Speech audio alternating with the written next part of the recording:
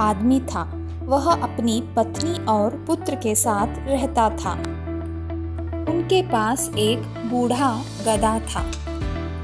एक दिन पत्नी ने कहा कि यह गधा बहुत बूढ़ा हो गया है और यह किसी काम का भी नहीं, इसीलिए आप दोनों जाके इसे बाजार में बेच आओ। कम से कम हमें इससे कुछ पैसे तो मिलेंगे। पति को भी यही ठीक लगा।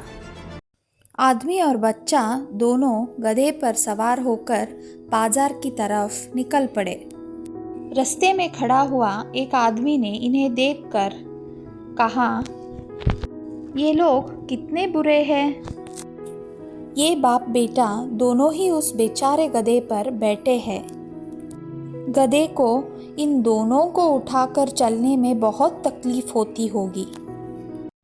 पिता को इसे सुनकर बहुत बुरा लगा, इसीलिए उसने सोचा और अपने बेटे को चलने के लिए कहा और खुद गधे पर बैठ गया। इसे देखकर वहाँ खड़ी महिला ने कहा, यह पिता कितना निर्दयी है, खुद गधे पर आराम से बैठकर उस छोटे बच्चे को चलने पर मजबूर कर रहा है। इसे सुनकर पिता ने अपने बेटे को गधे पर बिठाया और खुद चलने लगा। थोड़ी देर के बाद उन्हें एक मास्क पहना हुआ व्यक्ति मिला।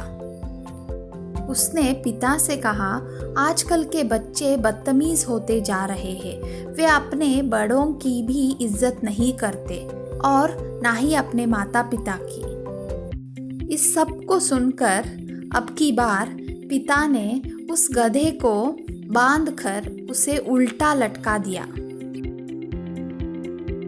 दोनों बाप बेटे मिलकर उसे उठाकर चलने लगे।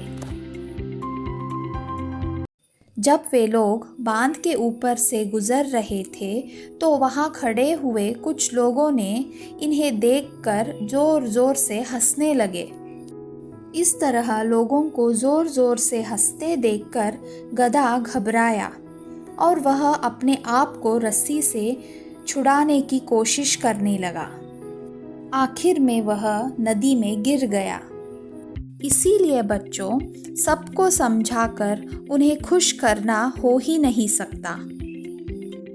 हमें अपने फैसले खुद लेना चाहिए और उस फैसले से हमें खुशी और कामयाबी भी मिलेगी।